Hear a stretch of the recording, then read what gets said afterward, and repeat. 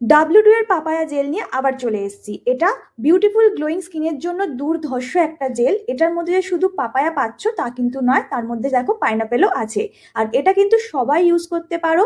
আর এটার এমআরপিটা তোমাদের দেখিয়ে দিই।